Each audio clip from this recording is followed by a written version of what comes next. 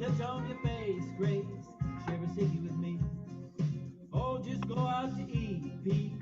Hang out at the pub, bud. Hands don't need to be clean, Gene. It's all cool, you see. Breathe in the sneeze, Louise. Don't worry about that voice breeze. Just touch on your face, Grace. Let's hear this ice cream.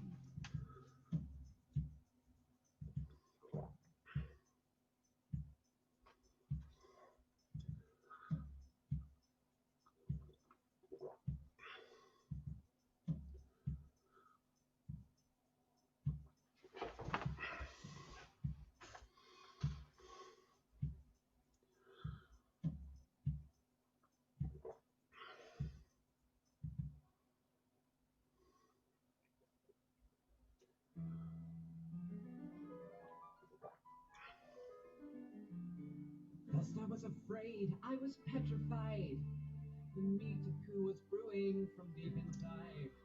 But there is no toilet roll, not a single tiny bit. And now the cat is looking like a perfect fit. Yeah, I had to wipe, and that was that. Have you ever searched in Google if you were busy for the cat? I should have used another tool, maybe wiped it on the grass. Cause now I've got a bloody hairball stuck up in my ass. Oh, please don't go and panic buy.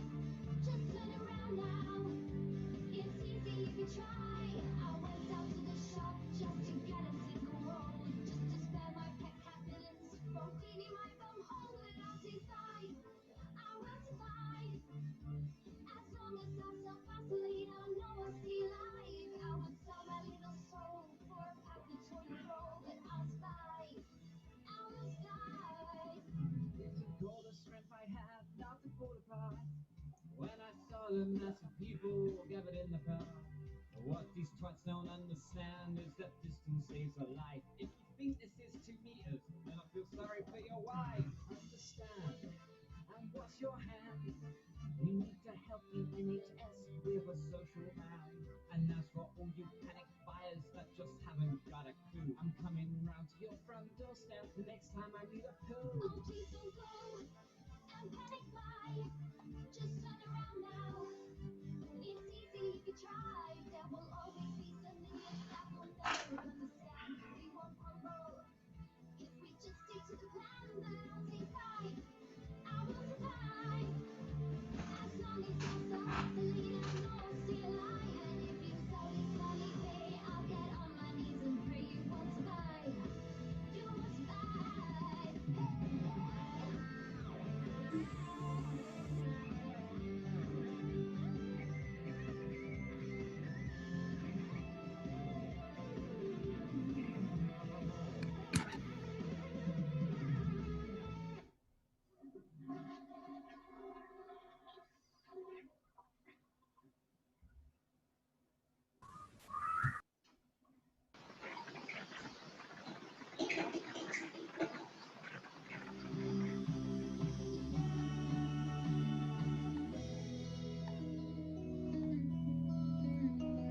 What would you think if I asked for a mask? Would you tell me it's up to the states?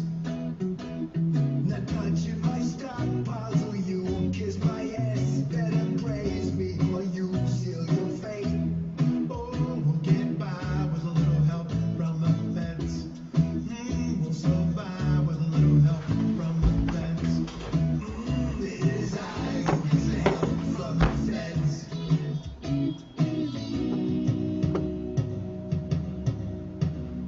From 15 to 0, that lie, that dispute, you were wrong, and now thousands are dead. My big brain asserts that it's only a fluke. Who needs science when there's fox instead? Oh, we'll get by with a little help from the feds. We'll survive with a little help from the feds. My stocks rise with a little help from the feds.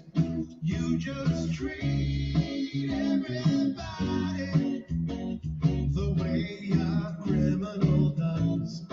I just please everybody. I don't know the meaning of love. Your daily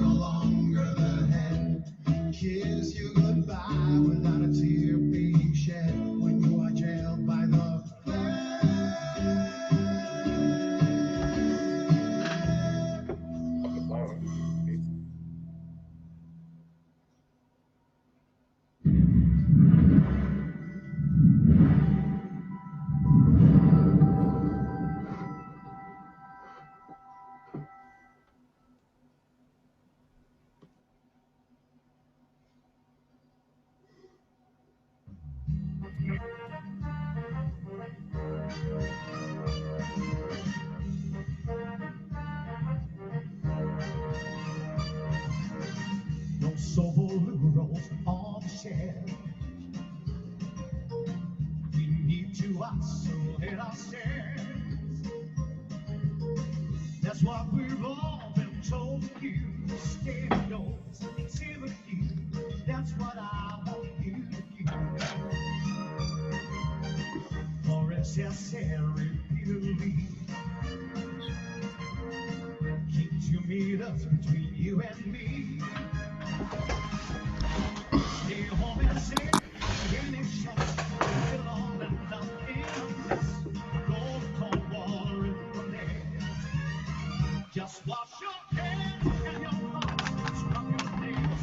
What I'm saying, I'm tired of you. We're rubber gloves when you open the door. Another sun just for you. You save your head and the air doesn't matter. We'll be safe, but that's not me. So don't help yourself to my lips, to my heart. Please stay far away from me.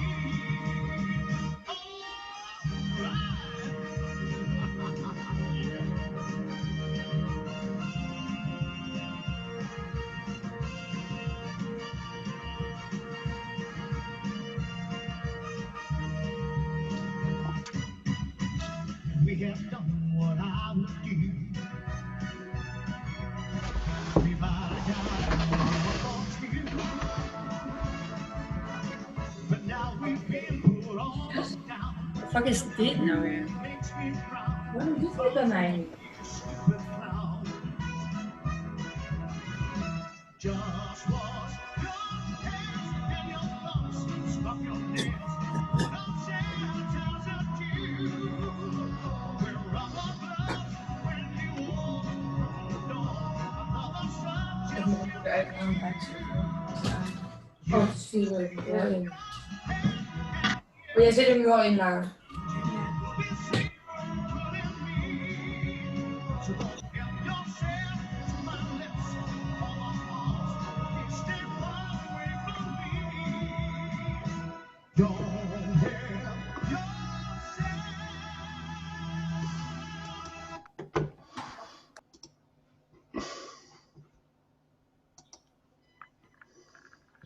Hi, Jan. How are you? Good morning, Richard. How are you? I like your background. Which one, the song or the elephants? Yeah, the elephants. Yeah. The song was great. I want to hear it in Dutch. I think I have to look for it. Tom Jones in Dutch. You know, I have a whole YouTube playlist with all kinds of Corona music. It's very funny. You find more and more if you're looking for them. So. have you seen, Jan, the American parody star Randy Rainbow? No, not that I know. The brilliant satirist who takes Broadway songs and turns them into political songs. I'll send you a few links to his better ones. Okay, so there is some COVID. Not COVID, this is political. Okay. Exceedingly clever. I guess COVID is political as well. But, all things are. I've been trying to help people understand. If you think of politics as discussions or fights over the distribution of resources, then everything is political. And people who think it's not, I think, are missing the point, right? Are you well, Jan? Everybody's okay, I hope? Yeah, I hope so. It's late in the afternoon, so first class today, but still. I see. Online lectures every day, or nearly every day is. Your classes are all meeting online? Group is too big to use the lecture hall. Right. So our lecture halls at Erasmus Medical Center can accommodate 250 people. Right, they were at big. once. But because of these corona measures, it's been limited to, I guess, 40 or 50 max. What are they doing about hands-on laboratory subjects like, anatomy, physiology, dissection of cadavers and things? Yeah, so that has been an issue, and access to the labs has been closed anyway for mid-March until end of June, beginning of July. So there was a time when only the virology lab was up and running because of all the COVID research they do, Right. and nearly all other labs had been closed. I So see. also the students, also PhD students, but also master students and other students were not allowed into the lab for 3.5 months, something like that. I see. So in July they started working again, but then with 1.5 meter distancing and working in Right. shifts, which is difficult. Right. And now with my research master, and this week was the first week where they have to do research or a lab practical, so being in the lab.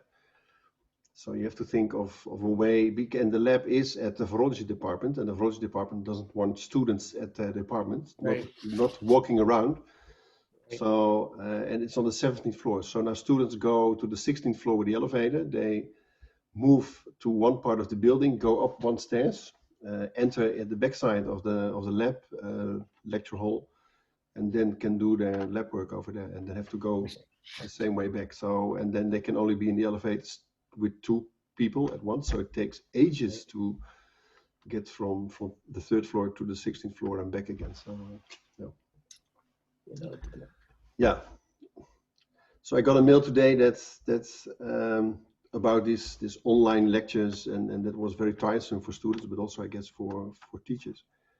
And I answered that what I normally do is that if we have students for teachers lecturing in the minor global health, but also in the research master, is that I'm there when they start, like I'm here now when we start online, and then I'll bring some coffee. So you see me walking around the whole educational building with a lot of coffees to serve the lecturers. But of course that's not possible now because No, it's okay. I Probably had give my you breakfast. coffee. I had my breakfast 3 hours ago. Okay. I'm all yours. Yeah. So I guess that nearly everyone is there. So I guess we should just start. Is it okay with you? Sure. Yeah, that's perfect. Okay. So I'm just going to share the screen. Okay. Yeah. And I'm going to Yep. just pull up the slides. There we go. Okay. Well, thank you very much. It's very gracious of Jan to invite me back virtually to one of my all-time favorite places. I'm deeply sorry that I can't be there in person, and I'm counting on my friend Professor Nguyen to provide me with at least 3 or 4 trips to the Netherlands in the subsequent years if I live that long to make up for taxing me this way with online instruction. But Professor Nguyen asked me to take an hour or so today and speak with you about international organizations and global health. And so what I'd like to do, I hope by the time that you finish this, you'll have a better understanding than you do now of why it's so important that there be some international organizations, some of the types of organizations that we have, some of the most important of those organizations, what public-private partnerships and product development partnerships are all about. And then let's talk, and I know Professor Nguyen wanted me to highlight this, about some of the important challenges to the effective functioning of some of these international organizations. And indeed, Professor Nguyen asked me if I could be kind enough or bold enough or presumptuous enough to answer the question whether or not we need the World Health Organization. And so I will do my best to try to engage you in those areas that Professor Nguyen asked me to focus on, and then still leave plenty of time for questions as we did the last time. One of the things I think that's really important as you think about the role of international organizations in global health is to ensure that you think about, and please don't mind my fan coming down from on top of my head. But I think it's really there are just an enormous number of organizations that work in global health. And it will really be impossible to make sense of them if you don't typologize them, if you don't put them into categories. And you, whether you put them into your own categories or you follow the suggestions of others, I want to suggest to you that you start, your view of the landscape of international organizations in global health by thinking about where they fit in. And I like to use something like these 6 categories. One is UN-related organizations, and that includes what we would call the solid line organizations, organizations that are firmly part of the UN system. And that includes, for example, the World Health Organization, UNICEF, the World Food Program, the United Nations Development Program, for example. 2, it turns out that the World Bank, by the way, is actually a dotted line organization of the UN system. It's not a solid line organization, but it's related. But I think we have to have a separate category for the multilateral development banks. And that's the World Bank at the summit, and then the regional development banks, the Asian Development Bank, the African Development Bank, the Inter-American Development Bank, the Caribbean Development Bank, some of which actually have very important places in the world of global health. And then I'm not sure I've ever seen a word for it. I refer to some organization as cooperative organizations. They'll tell you that they're public-private partnerships, but they're really international cooperative organizations. And the 2 most important that I put into this category are the Global Fund to Fight AIDS, TB, and Malaria, and the Global Alliance for Vaccines and Immunization, or Gavi. These are organizations that were indeed set up to be public-private partnerships, but they're gigantic organizations. They're international in their nature. And in principle, the only thing that was a little bit different about them, the 2 things were, they were intended to be intentionally intended to be outside of any of the existing arrangements. And they were intentionally set up with organizational arrangements and managerial arrangements and oversight arrangements that were meant to be cooperative, that were meant to be representative, both of the whole world and of the communities that would be affected by these. And we could also think of some of these as Stop TB or Roll Back Malaria. So I'm not sure there's a perfect word, but I like to think both of the larger organizations and some of the advocacy organizations like Stop TB and Roll Back Malaria in this category. Foundations have played an important role in global health for a very long time.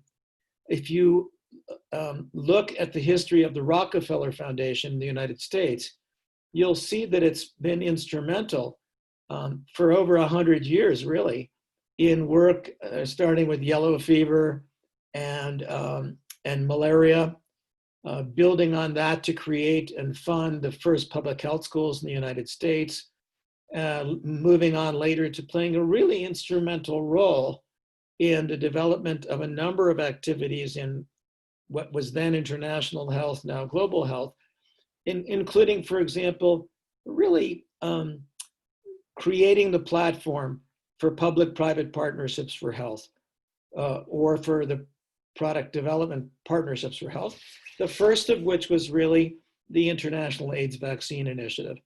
And whether it's some of the foundations in Europe, or the Wellcome Trust, or Rockefeller, or at one time the Ford Foundation, or now, of course, the Bill and Melinda Gates Foundation, foundations were deeply involved in global health, and they continue to be. I'll go to the far right. So 25 years ago, there was really no such thing as a product development partnership. There were a few that existed largely in an organization called PATH. But people became concerned in the global health community that the existing organizations weren't fast enough, and that there remained a large number of global public goods that the private sector found no incentive to address, and the public sector was too slow to address effectively. And so again, really encouraged by the Rockefeller Foundation, a new form of organization was enabled, I'll say, and that includes these product development partnerships. Originally, they were public-private partnerships for health, which did not focus so exclusively on the development of products. But today we have the TB Alliance, which is trying to enable the development of new TB drugs. We have the Foundation for Innovative New Diagnostics, which is trying to enable the development of new diagnostics. We have the Human Hookworm Vaccine Initiative, which is seeking to develop a vaccine against hookworm, etc. These were initially enabled by the efforts of Rockefeller and then immediately funded by Gates. But in the last several years, some of these have been wound up. Some of them have really become much smaller, partly as Gates became less happy with this idea. Some found them not so successful. And then Gates, as you probably know, set up its own very substantial research institution. The product development partnerships are still important. And the rationale for their existence in trying to create a kind of new not-for-profit company, an organization that could spur the development of drugs, diagnostics, vaccines, remains, I think, quite valid. And finally, there's international NGOs. You'll find a lot of people calling themselves non-government organizations or firms calling themselves, some of them are just consulting firms by a different name, or they're not-for-profit consulting firms. But by the INGOs, I'm thinking, for example, of organizations like Save the Children, Oxfam, even one could consider technical organizations like KNCV, the Dutch TB organization, and of course, Doctors Without Borders. So it's easy to see when when we talk about this, first, that there's just an enormous number of actors in global health. And second, that it's probably very helpful to try to put them into some kind of categories without being ideological and understanding that there could be some overlap among some of these. Yeah, I want to give you a two-minute summary of some of the more recent developments. And in some respects, you can think about this as the historical evolution of some of the important actors we're talking about. In other respects, you can think about this as who sits at the table. When decisions are being made about global health, who sits at the table. And I want to suggest to you that, 40 years ago or so, the most important actors might have been the World Health, actually, would have been the World Health Organization, UNICEF, Rockefeller, and without, I probably should have left the World Bank out of the first one. And then later, really not until the 1970s, and much more in the 1980s, did the World Bank become an actor in health.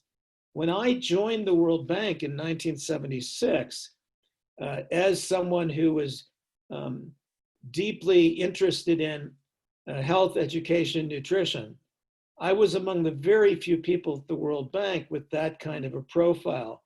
The bank had lent to a number of countries for family planning activities, and then for a few nutrition activities, but actually was not involved in health and not involved in education. But in the 70s and 80s, the World Bank became a gigantic actor in health and in education. And then later, of course, the Bill and Melinda Gates Foundation came along and became an extraordinarily important actor. I think their annual giving to global health is, something like $1.5 billion, and that doesn't even include a lot of the research on which they're supporting. And then what happened really around as you learn more about the evolution of the history of global health, you'll learn more about the really important impact that HIV/AIDS had on this evolution. And I'm speaking, of course, in somewhat exaggerated terms. There is some good writing about this. But basically what happened is, people woke up and we were living in a world in which there were an enormous number of people infected by HIV, primarily in low-income countries in Africa. And seeing this, a number of people, led in part by Jeff Sachs and Paul Farmer, and other friends, created what became really the global health movement. And they looked at the landscape of global health actors, and what they said is, this isn't good enough. We have too many actors who are too slow. We have a world in which more and more people are becoming infected by HIV. We have the development of the first drug, AZT, which was becoming available in high-income countries, but not yet available in low-income countries. The deaths from HIV were mounting. And so pushed by this new movement in global health, two organizations were founded that became really important. The first was the Global Fund to fight AIDS, TB, and malaria. And in a way you could ask, well, if there was a World Bank that was financing AIDS, TB, and malaria, for $2 or $2.5 billion a year, why did you need a global fund? And in theory, this was because the people who pushed this wanted an organization that was more representative than the World Bank, they said, more accountable than the World Bank, they said, and could move faster than the World Bank. And we could talk, and I'd be happy to answer questions. I know the Global Fund pretty well. I knew it very well. I served on the technical review panel of the Global Fund when it was started in round 2 and 3 and 4. But that was the logic behind this. And then, in a way that was almost shocking, they also said the world was not making enough progress on childhood vaccines, that UNICEF was no longer able to move the world forward as fast as it should. And that led to the creation of another theoretically more accountable, theoretically more representative, theoretically faster organization, theoretically more able to bring the public and private sector together than UNICEF could, and that was the Global Alliance for Vaccines. If you knew the history of global health, this would be shocking, because vaccines were, UNICEF was vaccines, and UNICEF was vaccines. But when the great god of UNICEF, Jim Grant, who had been the most significant executive director ever, when he fell ill, I think he left before he died, UNICEF moved more and more towards a child rights approach, which I think confused a lot of people in the world, even if there was merit to it. And a lot of people began to perceive or believe that UNICEF was no longer effective or could no longer move quickly on vaccines. But it was shocking at the time, because UNICEF and vaccines were what we would say were synonymous. You thought of one and the other together. So the world is really, the landscape of global health actors today is a very different one from what the landscape of actors look like. The way in which the newer organizations are designed and managed is different. And in a way, we have many more organizations than before, which also raises, I think, some interesting questions. When you think about who sits at the table, you also have to remember, and let's go to the bottom line, there's organizations like Doctors Without Borders or Oxfam in particular, which in some respects, and I don't mean to be rude, but in some respects, whether they've been elected or not, I think they see themselves as organizations that can speak for the unrepresented. You could say this is not reasonable. You could say they weren't elected. You could say they're not represented enough to speak for the impoverished, immiserated, and unrepresented. Or you could say this is a good thing because if Partners in Health or Doctors Without Borders or Oxfam weren't willing to force themselves on the policy table, would the world be better off or worse off? Would they enable more attention to the poor and to disparities or not? And then in the middle, what you'll find is whether it's leprosy or it's TB or it's the MDGs or it's equity or it's universal health coverage, there's a never-ending creation of new groups, new associations, new committees, new task forces that's involved as issues emerge or we try to see how issues are being addressed, et cetera. So, if you look today and you say, well, who's really making decisions? I would encourage you to think about a table at which the policy actors sit and ask yourself, who's at the table and what's the voting strength they bring to the table in helping move the global agenda hopefully forward. I think when you're also thinking about international organizations, it's really critical to think about the work that they do. And I want to suggest to you that at least there's 5 areas. Some make policy, some engage in research, some set standards, some finance, some train, and they can do 1, 2, 3, 4, or 5 of the above. But it's really fundamental, I think, to understand this in order to both understand the work that some organizations are doing, but also to understand whether or not they're doing that work well. For example, we shouldn't hold the World Health Organization responsible for financing important global health activities, because WHO is really not a financing agency. WHO is essentially an organization that does all 4 of these, but it really isn't a financing organization. It has small country budgets that engage in the support of some small projects, but it's really not a financing organization.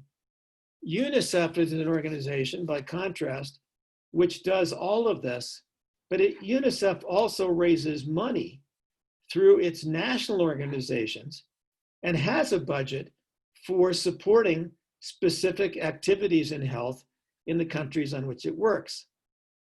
The World Bank is an organization that we may think of as primarily a financing organization, but in many respects, of course, it's really an organization that does everything here in principle except standard setting. In principle, the World Bank doesn't set standards. In practice, I would say on the policy side, some of what it does, in a sense, winds up creating the platform for the way the world works on things, but it doesn't set standards. The World Bank can't say, we've looked at the clinical studies on remdesivir and we believe it should be used for treating COVID-19 patients. The World Bank doesn't set standards on the development of a new multivalent vaccine for childhood ABC. But the World Bank certainly focuses on and sees itself. And I should have said also, I should have added a 6th circle called advocacy. And I think what you'll find is, and I should have put that with the policy side or separate, forgive me. All of these organizations engage in advocacy. So I think if we're going to judge the effectiveness, the efficiency, the impact of different organizations, we have to know what their role is supposed to be. And when we think about policy research, standard setting, financing, training, and advocacy, we have to see within their role, which of these are their focus. And then I think, and only then, can we make any reasonable judgments about how are they doing compared to what it is that they think they do or what it is that the world has asked them to do. Now, there are people who know this business much better than me. I suggested some names to Professor Nguyen. So remember, I've worked very broadly for a very long time in global health. I've worked extensively with WHO and other organizations. I've worked extensively on a range of topics. But I do want to remind you that if you want to probe these issues in depth, there are people, who spend a lifetime studying international organizations that relate to global health, and we'll have. I'll remind you of Jeremy Schiffman too, Jan, who's done a lot of writing and is doing more and more. And I think, as Professor Nguyen knows, I don't mind, and I'm happy to try to enable you to understand this better.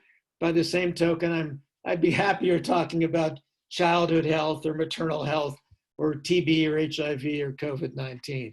But I'll refer Professor Nguyen, as I'm sure he knows, to people who have thoughtful views on both the governance of global health and the manner in which different organizations within global health actually carry out their work. But I would say there's probably something like 4 or 5 fundamental issues you want to think about when you think about the history of global health and the history of the work of these different organizations. One is what I would call representativeness. And this came up very much in the 1980s when the Global Fund and Gavi were set up. People looked then, especially at the World Bank, and they said, this isn't really okay. The World Bank is an international financial intermediary, and the voting power within the World Bank depends on how many shares of the World Bank you own. All of the member countries own shares, but Liberia only owns, this much, and the United States owns this much, and therefore the United States gets to vote, 20% of the votes at the World Bank in a way that many people have thought distorts the idea of representativeness. By contrast, as you know, at the World Health Organization, it's one country, one vote, and they most important for its occur in the annual World Health Assembly. So when people looked at what was going on in HIV and they began the global health movement, these folks were not fans. They didn't love the World Bank. They thought it was too demanding, unfair, had done very poor work with respect to structural adjustment policies during the oil crisis. And therefore, one of their big concerns was to create organizations that would be more representative. And so Gavi and the Global Fund were set up with, boards that represented different constituencies, people affected by malaria, people affected by HIV, people affected by tuberculosis, as well as geographic and other representativeness. And then within countries, they wanted to be sure as well that there were local organizations that were responsible for helping to examine for the proposals that countries would make to the Global Fund.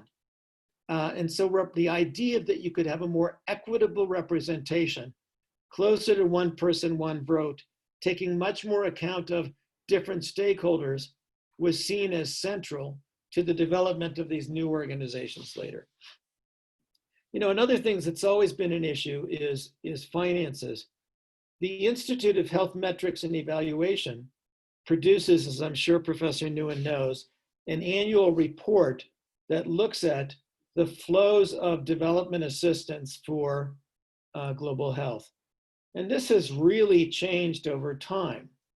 So, 40 years ago, there was relatively little money going from development assistance agencies to the world of global health. But then as the World Bank became more involved, and then as the Gates Foundation became more involved, and then as Gavi and the Global Fund were developed, you'll see that, funding for global health went from $2 billion 30 years ago, to $25 billion or something now. And I'm not sure I'm not using the right number, but now it's more or less plateaued.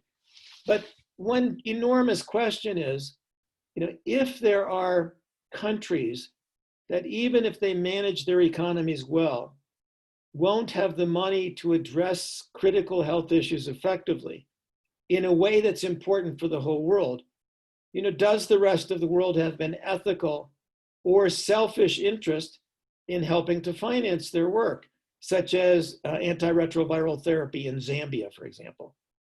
And if so, just how much money does it take to do that? And where will that money come from? And you'll see that the distribution of development assistance for global health has changed dramatically in the last 3 decades.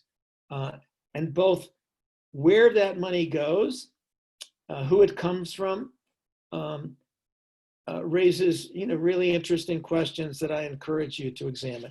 And of course, as the Chinese have become more and more involved, that's raised a lot of interesting questions as well about the terms of their lending, a hidden agenda if they have one, whether countries have to repay, and whether or not the Chinese are too kind to countries, shall we say, and more interested in financing hospitals, for example, than tuberculosis control. And remember, everything I say is slightly exaggerated.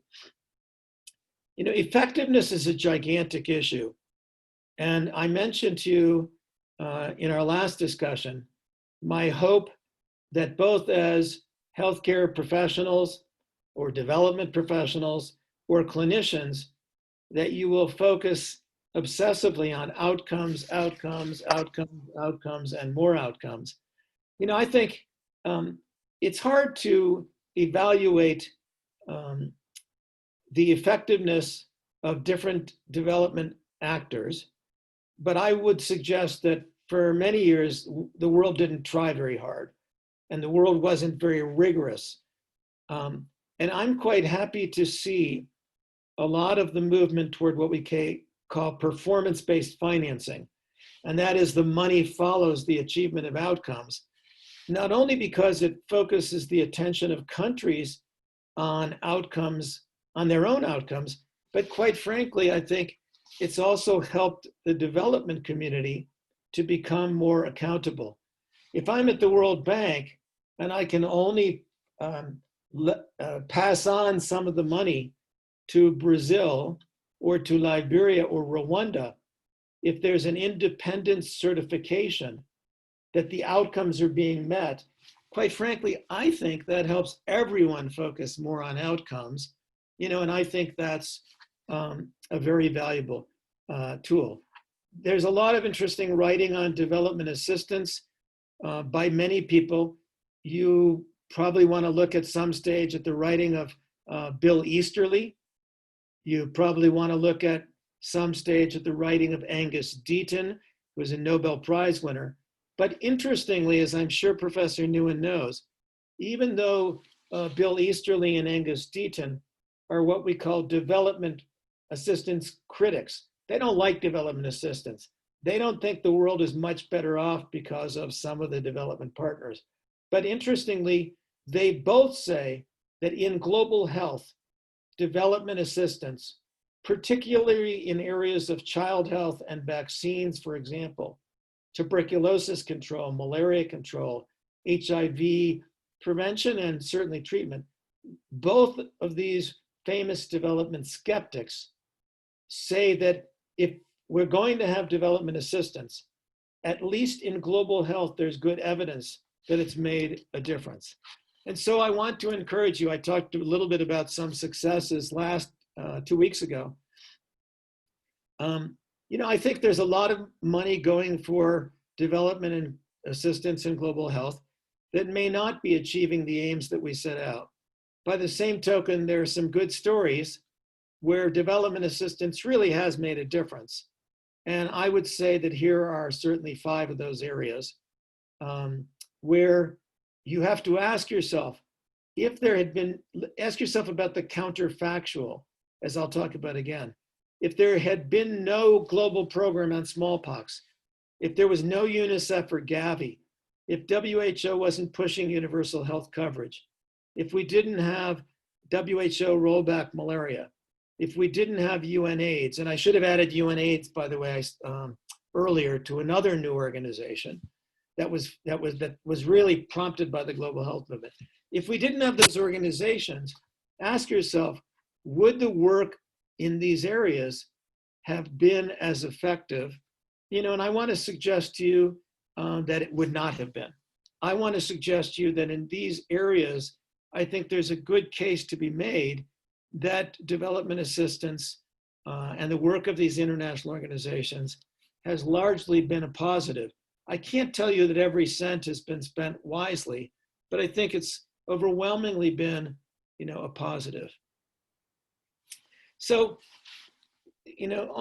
finally, when we're thinking about, let me come back to one thing. I put down populism. So by and large, until recently, in the post-World War II era, much of Western Europe, the high-income countries, were moving in the same direction. I mean, what's really happened is Donald Trump. And this has thrown a real wrench, as we say. This has really raised questions about the extent to which countries are now moving in the same direction. I think Trump is, in my view, mostly incorrect and mostly engaging in measures that are quite dangerous for the world. On the other hand, he's not wrong about burden sharing. The US, in some respects, in some organizations, has borne a disproportionate share of the costs. But I do think the manner in which he's said that the United States will leave WHO, the manner in which they've left other international agreements is a dangerous one for the world.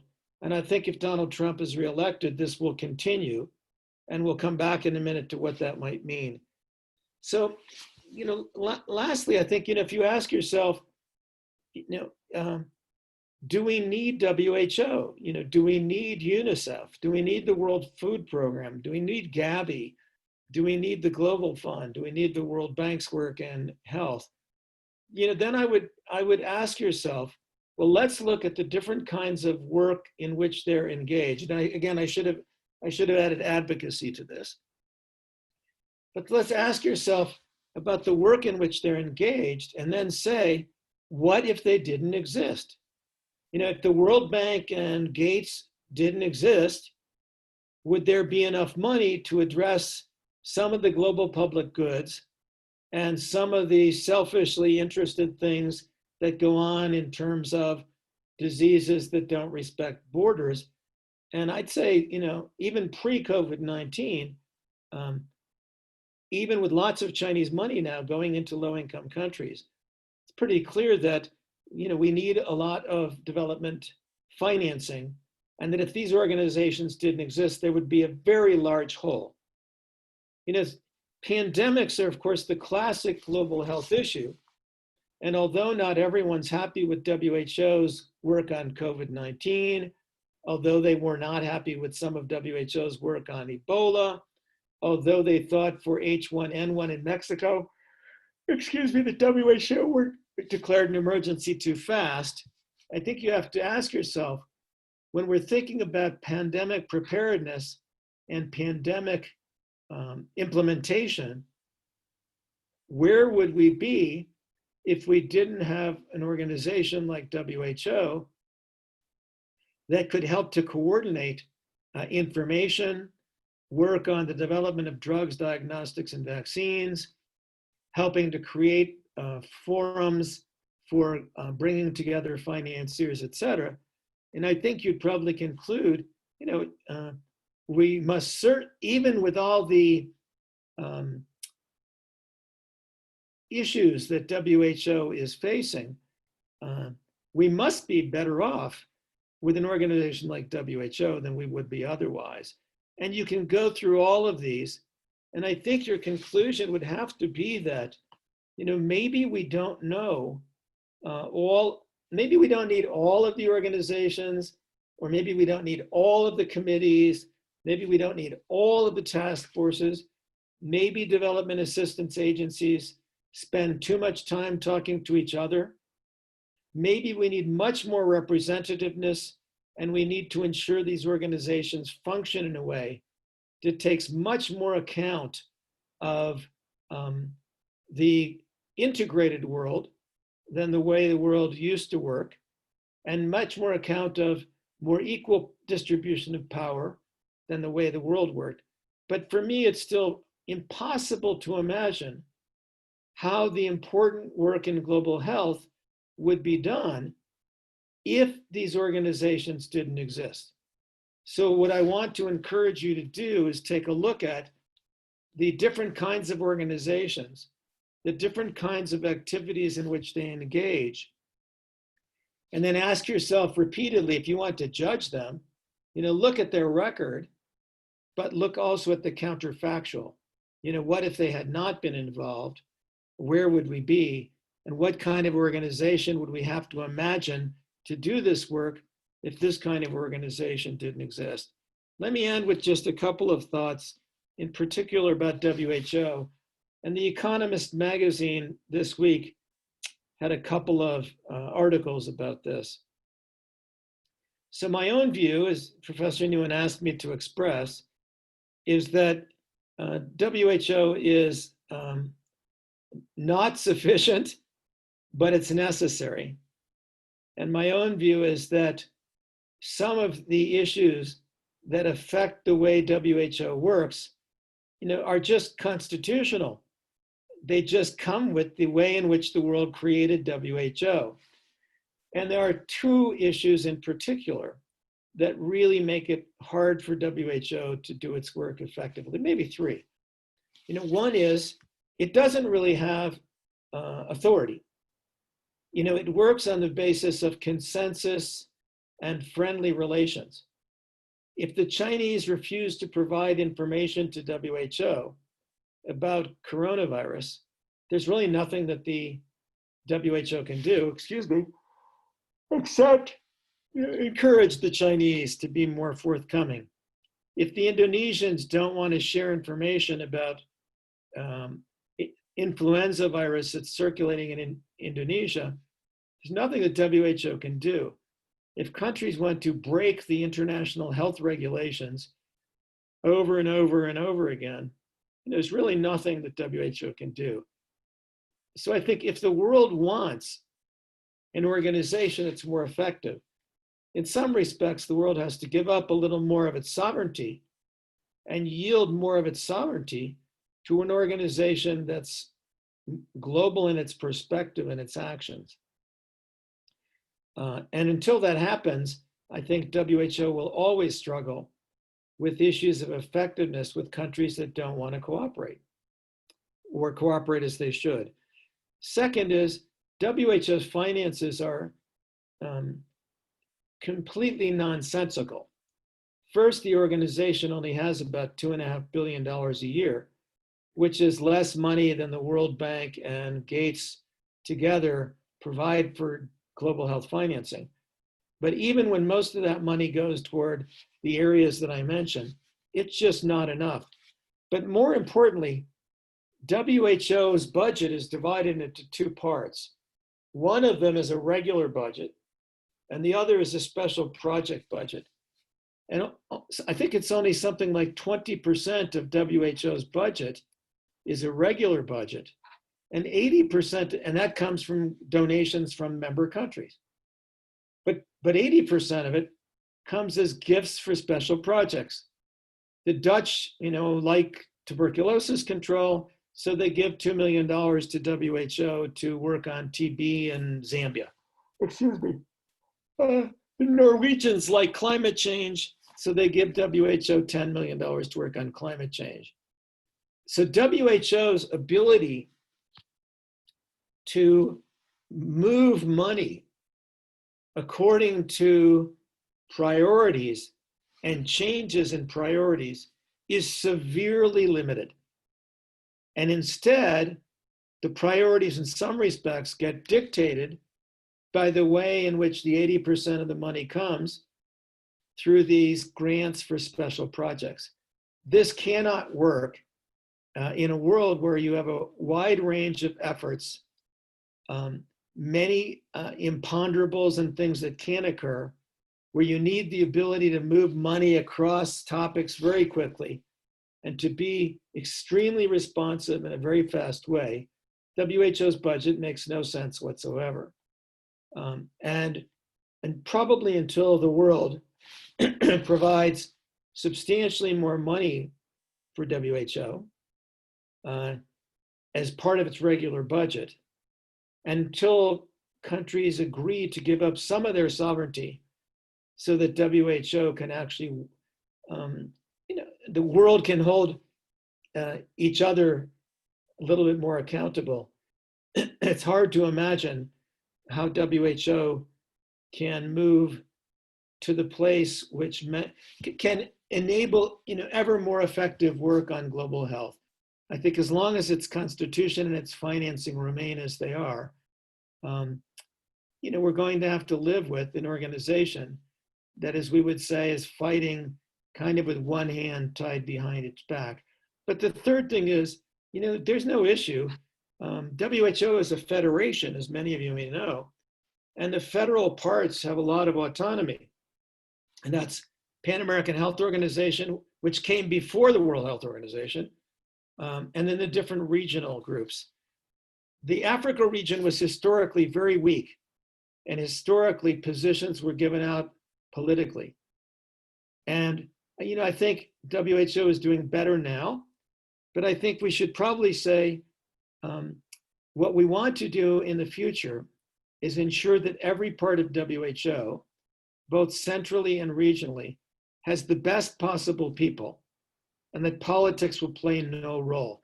You see in a lot of the regional offices, too many retired former ministers or deputy ministers who didn't do a very good job, who wind up getting positions in WHO to thank them for their bad job, or because countries wanted to get rid of them. So I think we need to depoliticize that, ensure a better constitutional arrangement, and provide more solid financing if we really want to see WHO move forward. Anyway, I'll end my remarks here by encouraging you again to think about types of organizations, the kinds of work they do, and then to hold them accountable and to judge them, both by looking at different areas in which they're engaged and whether or not the world is really a better place because of their engagement, but also, even as you critique them, to think about what the world would look like if we didn't have these organizations. So let me stop there and get out of screen share. And I'm completely at everybody's disposal. Jan, are you still there? I can't see you. Yes, I'm still here. Okay, great. Jan, do you want me to begin with questions that your students kindly put in the chat box? There's one question. Right, I can see it. I have one question, if I can, to start with. So there are some students who, at least for the last couple of years, who've been trying to do like an elective at WHO in Geneva. It's rather difficult to get in. It's if you don't know your way. So would you have a solution for that? So I'll give you two. One is don't do it. So my first suggestion is focus on content, don't focus on process.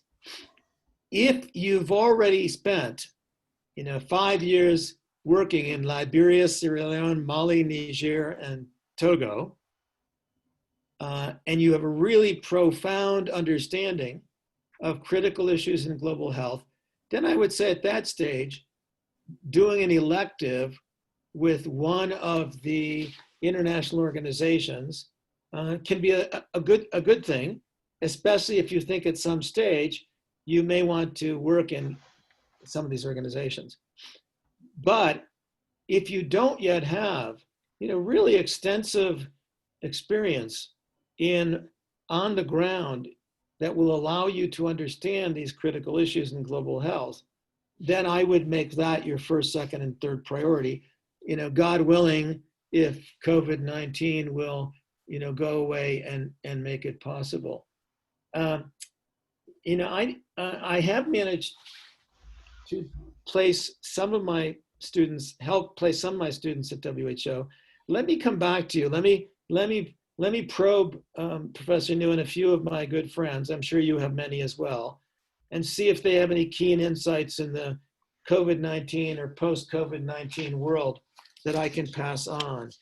I think it's hit or miss, because I think what happens is somebody wakes up, let's say my tuberculosis friends at WHO wake up and say, hey, we could really use an intern to finish this one review we're doing.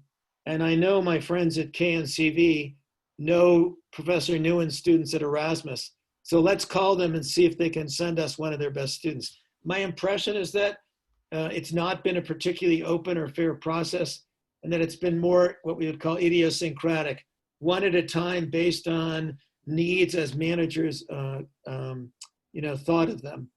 The World Bank had an internship program. I don't know where it stands now. It would not take undergrads. It would only take graduate students, which is fair enough. But with your permission, why don't I probe a few of my friends? But you would say better go for an elective abroad next year, and then if COVID allows, instead of going to an organization. So my own principle has always been, don't spend time engaging in things you can read about. Spend time in the field learning about things you can only learn in the field. And focus on content and not on process. I mean, I respect my friends who study the role of international organizations, but I respect Professor Nguyen more. So I get bored very easily when I read things about international organizations, and I wonder what value they add, to be a little bit harsh. So there's no substitute for content. You can always learn process later, but if you don't learn content, the process is completely useless. No. You must become a master of the content. You must develop these feels, these perspectives. You must be able to wear the sunglasses I talked about last week, or you'll never be an effective clinician, you'll never be an effective global health actor. So I would say, if you have a choice, until you're very experienced, err on the side of content, on the ground experience, and later, make your way toward those places. Okay, thanks. So there's one question by Minte. She asked, how can the 80% budget of WHO that is meant for special project not overlap with the fields that need funding? Are countries not up to date with issues they should invest in? So let me give you, so in principle, the World Health Assembly, which meets annually, sets the priorities for WHO, and WHO articulates and speaks about those priorities clearly. But the budget doesn't enable the appropriate funding of those priorities, because only about 20% of it goes into the general budget, which WHO can control and move around as priorities shift or more money is needed. 80% of it goes towards special projects. Some of that is related to priorities of WHO as a whole, but some of it's because the Norwegians had some money and the Norwegian parliament said it had to be for climate change. Some of it's because the Dutch parliament said it had to be for women in development. Some of it's because the Americans, don't like abortion, and therefore it has to go for this and can't go for that. So in principle, when you're thinking about the management of a development organization, the more money you have in the general pool, and the more you are able to control that, the more you have the freedom as a manager to respond to both the present priorities and to the future ones.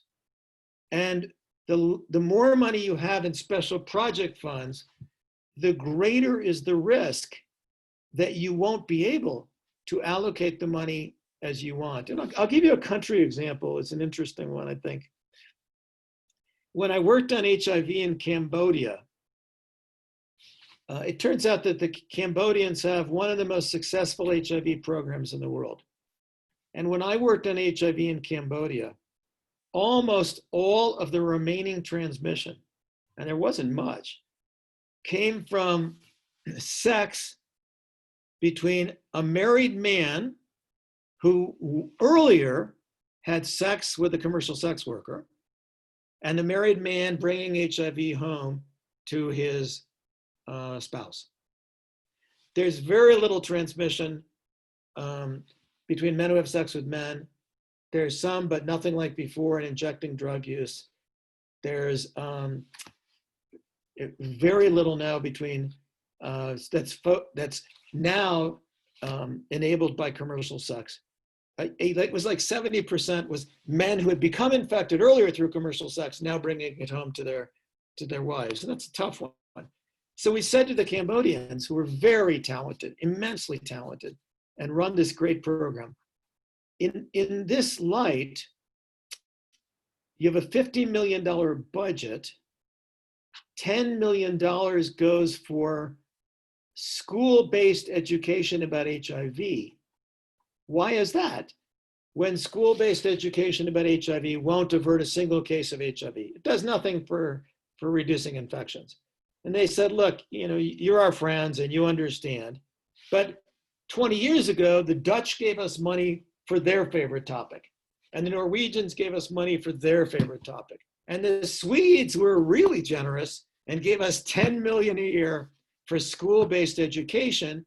And even though in Cambodia today, that's no longer effective or efficient, to change it, we have to figure out what to do with all the people who are being paid by this. We know that we should move them to maternal health and we should move them to TB, but it's going to take some time and a lot of politics. So even if our Swedish friends are willing, this is not easy to do. And that's what really happens. So in the world of both countries and development assistance, the more you have, if you have competent managers, the more the money is in the general pool, the more freedom they have to move that in a way that reflects real priorities, and the less constrained they are by outdated priorities or by political priorities. And that's just the way the world's always worked. It's the way the world's going to keep working. But I think for WHO, this is a really, really, really particular problem. The next question is from Chris Luxon. So if I understand correctly, we can't live without the international organizations, but change is needed for them to work optimally. Yeah, I think that's a fair statement. I cannot tell you just how optimal or just how suboptimal they are. I could pick from my own experience and from looking at things today, and you could pick from your own experience and looking at things today, some things that don't work very well and that you wished would work better. But I think what we should do as a global cooperative is on a regular basis, independently assess how these organizations are doing and independently make recommendations about how to move them forward more effectively and efficiently. And I do think at some stage, we should have a really broad look at all of the different task forces, committees, organizations, because I think a lot of them are really not effective. They're not efficient. And one very good thing that's happened because of COVID-19 is I think we've learned that a lot of work can be done remotely. And I'm not suggesting the world will save billions of dollars by meeting on Zoom instead of in person, but I can think of 100 international meetings I attended, which I could have attended virtually, and it probably wouldn't made much difference. So I think we should take advantage of COVID-19. We should take advantage of Trump's meanness to WHO and think harder about the governance of global health in the future, independently viewing the effectiveness and efficiency of different organizations, looking at constitutional issues in these organizations, looking at financing issues, and then trying in the next 5 to 10 years to ensure that we're left with a relatively, more limited perhaps number of organizations, which we're trying to hold ever more accountable for enabling countries to meet both financial needs and to meet the outcomes that they set. I don't think the world's ever done this particularly well, and I think we can do it better. And I gave Professor Nguyen some suggestions about writings perhaps by Larry Gostin, by Jeremy Schiffman too, and some others that at a minimum will encourage you to think harder about how we can achieve this.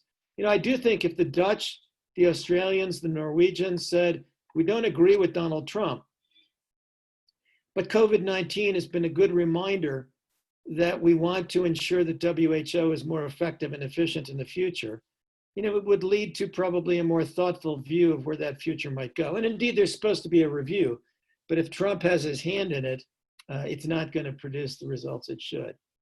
What are your opinion of the key factors regarding cooperative action, cooperative problem solving? Boy, that's an entire course in itself.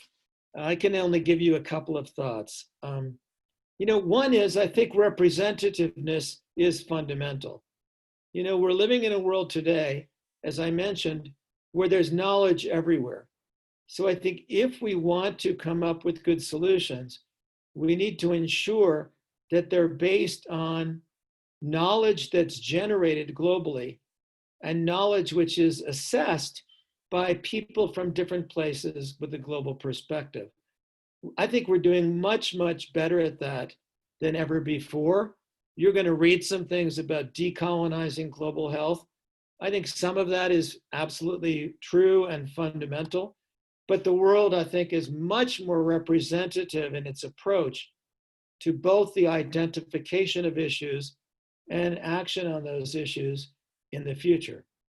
Two is, I think we have to decide on metrics against measures against which we're going to hold organizations responsible, and then linking representative boards to regular independent assessments, whether it's Gavi or it's the Global Fund or it's WHO or it's UNICEF. I mean, if we're going to behave like a global cooperative, well, then let's say in the next so many years, here are the measures against which we will judge WHO's performance. It's an international organization, so we're going to have a team, a representative team of wise people every 5 years that helps us every 5 years to assess how well these organizations are doing and bring to the attention of the global community what needs to be done to do better.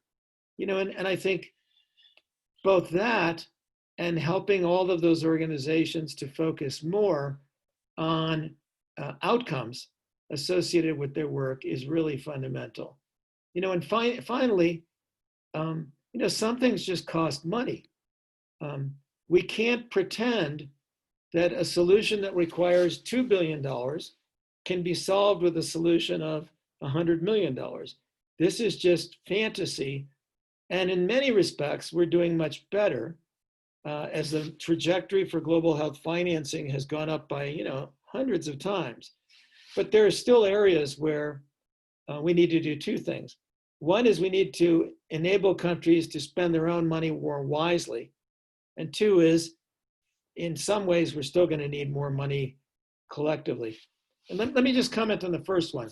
WHO said 10 years ago in a review of health systems that, 20 or 30 or 40% of every dollar spent on health was basically a waste of money.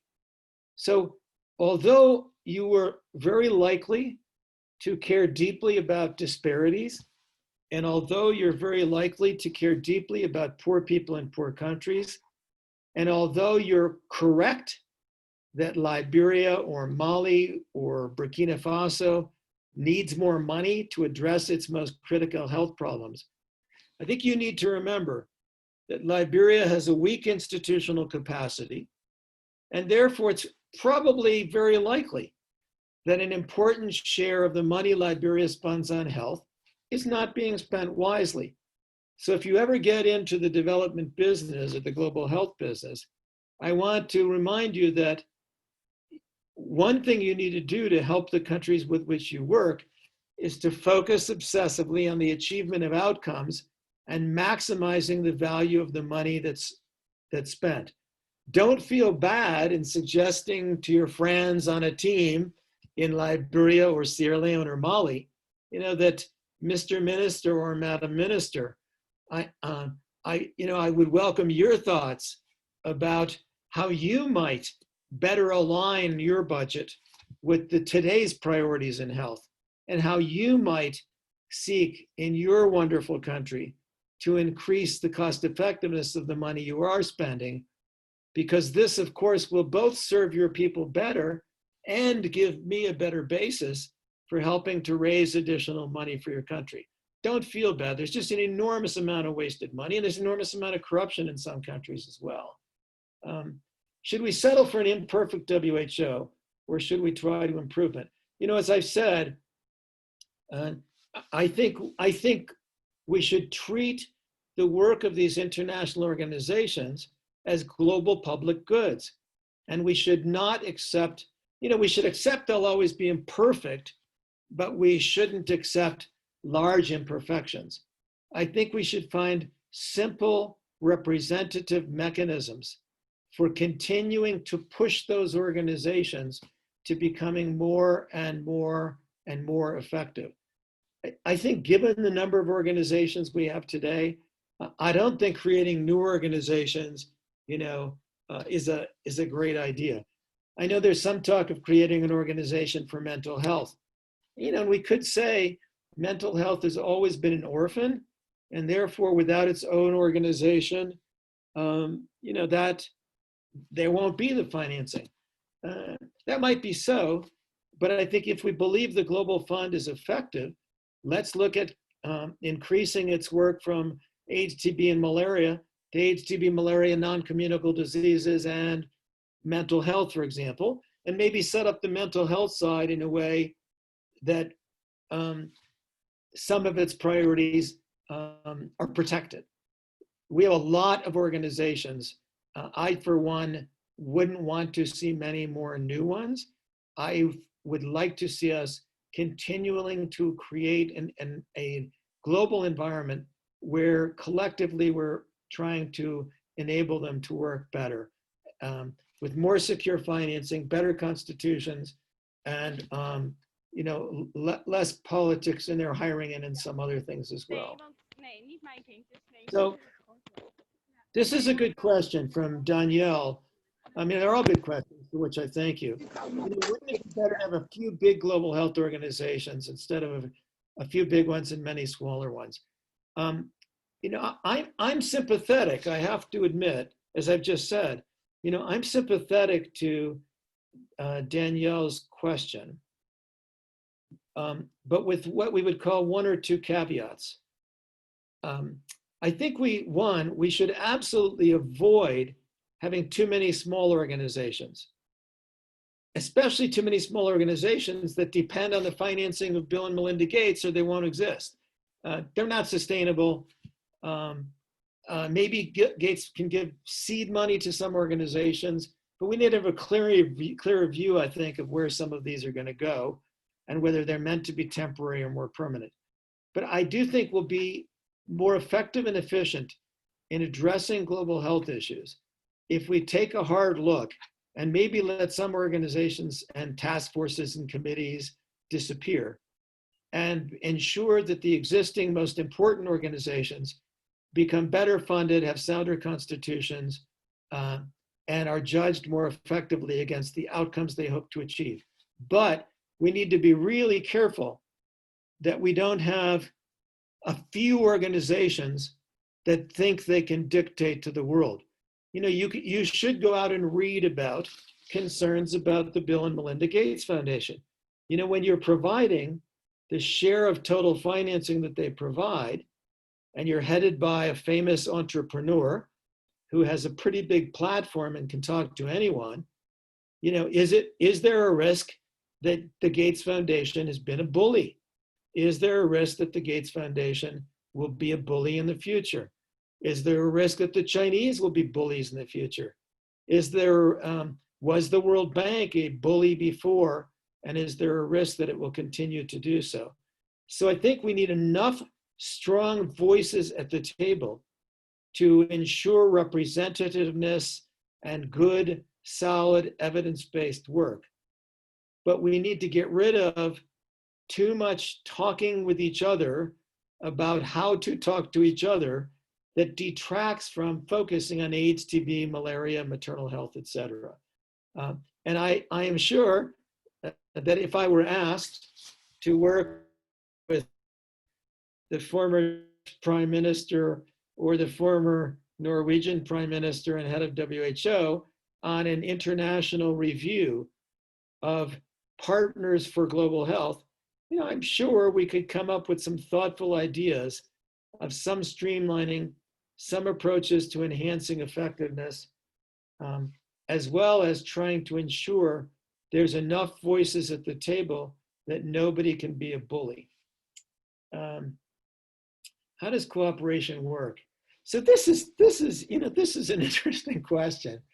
I'm a little bit out of touch, but I deeply believe that land, labor, and capital, are not enough.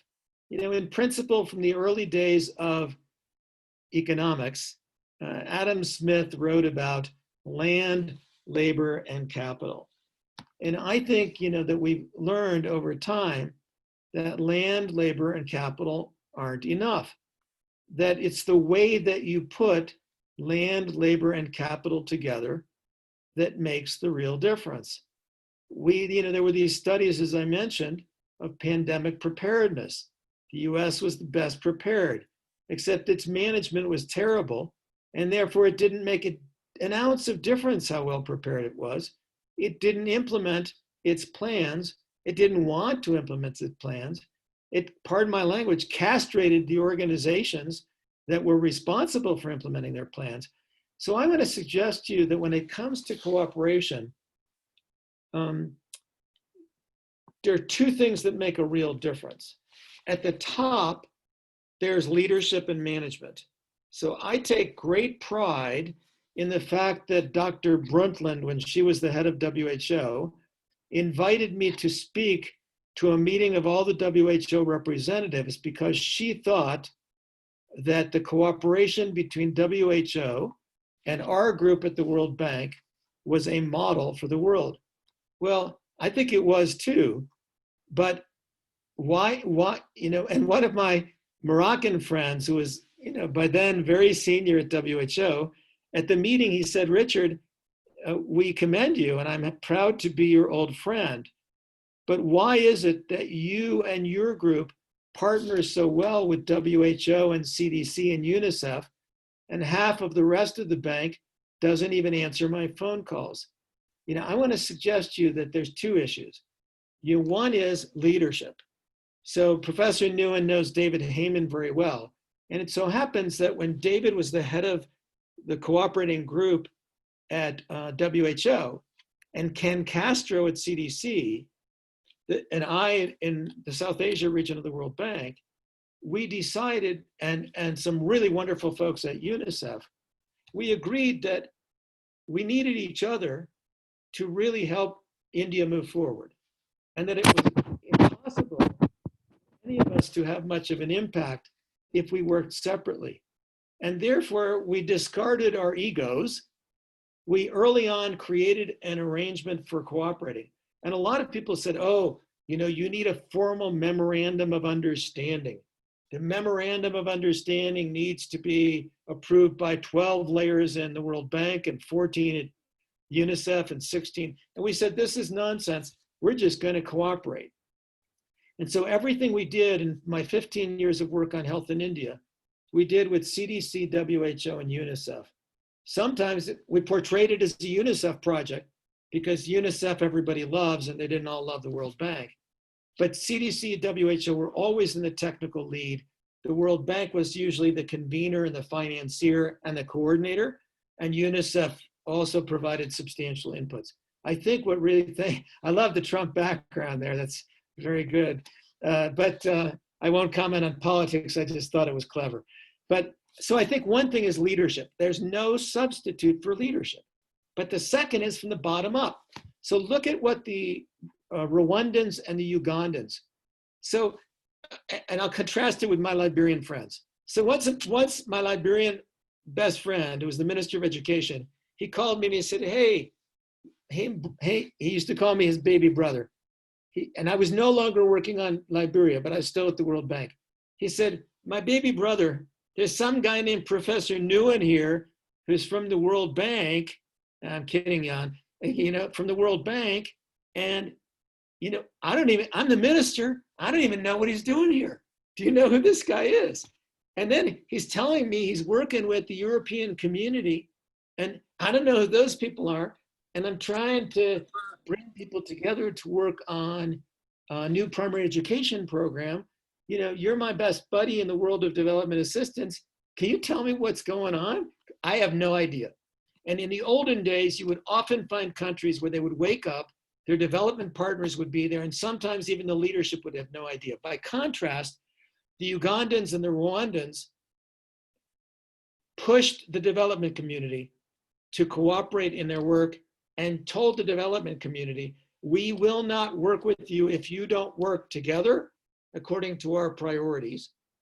And in India, for example, when I worked on a gigantic education program, the Indians said, we're not going to have 10 people coming to see us 4 times a year, especially when 6 of them don't know what the hell they're talking about, with all due respect. Instead, the World Bank is the convener. So the World Bank will chair the first visit every year. The World Bank will be the deputy chair of the 2nd, 3rd, and 4th visits, but will rotate the leadership. The Dutch will lead the 2nd one, the Norwegians the 3rd, the EU the 4th. And even though this is against your constitution, in principle, our government will be the co-leader and the co-chair of every single visit, so that all the work we're doing is joint. You hear less about this today, but once upon a time, a typical minister in a poor country would spend 90% of their time talking to their foreign friends. It is much better today. But I want to suggest to you that cooperation will improve when leaders and managers understand its value and make that the central focus, no matter what anybody else is doing. And it will always improve when countries say, we will not work this way. I'm the minister. I'm prepared to see one coordinated team 4 times a year. I'm not prepared to see 20 people each month to talk about the same things. You must find a better way. I think those, in my experience, those are the 2 things that would really make a difference. And I think they're both necessary. And without them, you have a lot of good work, but not as effective and efficient as it should be. Jan, those are the questions that your students were gracious enough to ask. Is there anybody with any other really pressing issue? And I'll send Professor Nguyen a list. There are also thoughtful commentators in other countries.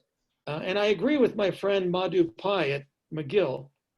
In this respect, we've published too much research from a small number of people in a small number of high-income countries, and we need to keep pushing out the frontier in ensuring that more and more, and it is happening, what we examine, what we consider, what we publish, represents a broader view of the development community. And as I said at the beginning, I think that will also help these organizations to be more effective. I'm going to say one other thing, Professor Nguyen, if I might, to your students. Go ahead. I might have said this in Rotterdam when I came 6 months ago, but I want to suggest to you that you should never be ideological. And I'll give you that you should always be driven. You should be driven by the desire for outcomes. You should be driven by your contempt for disparities. You should be driven by your desire to enable the better health of people everywhere. But you should be driven by those things to always decide in this setting or that setting or that setting, what's the most appropriate question? So I'll do a little poll with your students, if I might, and end this way. So let's talk about water in Bangladesh. How many of you believe that all of the people in Bangladesh deserve access to safe drinking water? You can raise your hand. Voila. So I can report to my friends that Dutch people are so committed to equality and fairness and good health that all of Professor Nguyen's students believe without exception that every person in Bangladesh deserves access to safe drinking water. Now, let me ask you a second question. How many of you believe that the government of Bangladesh should be the one to implement programs and provide safe drinking water to all the people of Bangladesh? How many people believe that the government of Bangladesh should be the leader in implementing whatever approach is needed to get safe water to all the Bangladeshis? Please raise your hand if you believe that.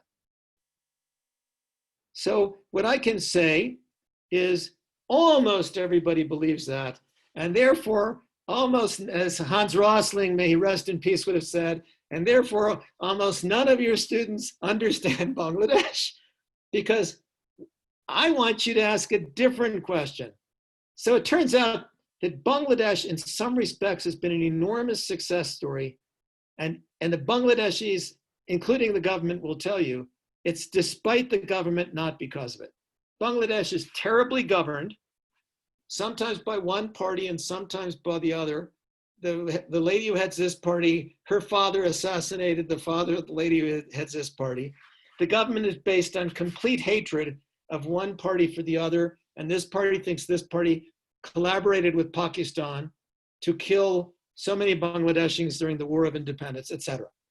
So, and yet the Bangladeshi government has managed to create an environment in which people work hard, lots of investment, the biggest, most important non-governmental organization sector in the world, and really dramatic improvements in the well-being of its people despite poverty. Not every place is like this, but you have two choices. You can ask yourself, what should the government do to provide drinking water? Or you can ask yourself, what should the government do to enable drinking water to be provided to all Bangladeshis as fast as possible in the most cost-efficient way? And I want to see, if you stick over and over again to one way of doing business, whatever it is, you won't necessarily come up with the right question. So as you go through your global health journey, I want to encourage you just in different settings, decide what's the most appropriate question. And in Bangladesh, it turns out, as Professor Nguyen knows well, they have the largest NGO sector in the world. They have a single NGO, and this is unique, called BRAC, which has a presence in every Bangladeshi village. BRAC runs TB services, malaria services. They have, I think when I worked on Bangladesh, they had 62,000 schools without taking any government money. They're the most science-based, self-critical organization I've ever met. I have an enormous regard for the work of BRAC. They're probably the largest, most significant NGO in the whole world. It turns out in Bangladesh, the government could probably go to BRAC and other nonprofits and say, we've got money from the Dutch government to ensure that all Bangladeshis get drinking water. You know, when we in the government touch money, it doesn't always go where it's supposed to. We're going to put this money in a special fund. We'll have a super manager and an independent advisory committee. Come back to us soon. And what we would like is for you and the NGO community to work with the communities at the grassroots and come back to us with a plan for the fastest, most cost-efficient execution of a scheme to get all Bangladeshis water. And in fact, in Bangladesh, it won't work this everywhere. But my last suggestion to you is, and old person working on global health, has worked a long time, is the question you raise will determine the answer you get. And I want to encourage you to be as open as possible about the questions you ask, and be sure you adapt them to the circumstances of different settings. Jan, I appreciate very much another gracious invitation. I'm honored that Professor Nguyen, knowing me as he does, has asked me to come back not twice, but 3 times. Perhaps he's sending you private apologies for my presence, but I learn a lot whenever Professor Nguyen asks me to think about these things. I hope I've enabled you to meet the objectives that I set at the beginning for the discussion. And I'll send Professor Nguyen some additional sources to which you might want to turn for further thinking about the place of international organizations. Professor Nguyen, is there any last thing that you'd like me to address? No, not from my point. So I would like to thank you very much again for your lecture and your openness on all these international organizations and collaborations, and the last part on which question to ask. Thank I you. thought you were going to talk about ICDDRB as well in Bangladesh, but a colleague of mine used to be head of the research department there for 5 years. So, I mean, in 10 seconds. So Bangladesh also has another extraordinarily eminent organization that's worked extensively with many actors in the world. It's worked extensively with BRAC as well. This was started after World War II, partly as a kind of security and health related venture that was focused on cholera. It was actually completely, more or less focused on cholera. But for the last 30 years at least, it's been called the International Center for Diarrheal Disease Research, Bangladesh. It's a Bangladeshi institution that's financed by global sources. It's staffed partly by really outstanding Bangladeshis and partly by people from throughout the world. When I worked on Bangladesh, the ICDDRB director was always selected globally and came for 2 or 3 years and then moved on. They've done enormously important work, not only on cholera, but also on diarrheal disease. They in the development of oral rehydration therapy. They have a whole, I don't know what you would call, what we would call kind of county. They call it, I think, a Thana in Bangladesh, but they have a whole section of the country with, some millions of people that's actually a research site. This is their research site for, for cholera, for malaria, for women's health, for family planning, for oral rehydration. And they've been able to work with this community for like 30 or 40 years through a range of research programs that has really led to some extraordinarily important work. WHO has its standards, for example, for the treatment of severely malnourished people. The refinement of that in a way, was contributed by ICDDRB. At some stage in your career, if you have a chance to do an elective at the ICDDRB, I cannot recommend it enough. I have an enormous regard. I was once instrumental in getting them, several $1 million of grant. And I can tell you, Professor Nguyen, that when my son was a student uncertain of what he was going to do, he was actually a film student. So he asked me if I could help to arrange for him to do his final university project by making a film about malnourished children in Bangladesh. So my son, the ICDDRB is affectionately called the Cholera Hospital. So my son went and spent 11 weeks inside the cholera hospital. He made a full-length documentary that in the end he boiled down to following the journey of 2 children through the hospital, one of whom survived and one of whom didn't. This is the best place in the world for the treatment of severely malnourished kids. And still, 1 out of 10 children will die. They come too late. Their intestines are perforate. It's really quite tragic, even in this place that's really special. But anyway, my Bangladeshi friends were very gracious to my son.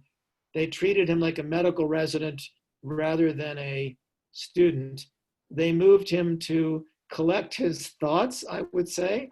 And today, he's a physician at the Mayo Clinic in Arizona, and he's board certified in 5 special emergency medicine, toxicology, addiction medicine, critical care, and neurocritical care. And to a remarkable extent, this is really because of my Bangladeshi friends and his experience. I cannot everybody today who's important in global health spend time at working with ICDDRB. The last thing I'll just say to end kind of cutely is, when my son went back at 38 to do a fellowship in critical care,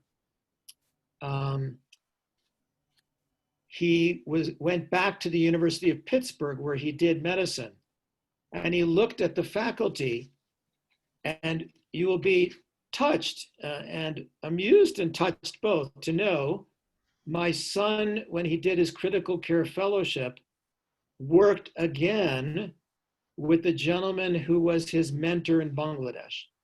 The ICDDRB assigned him the chief resident in pediatrics from Dhaka Medical College, who was at ICDDRB.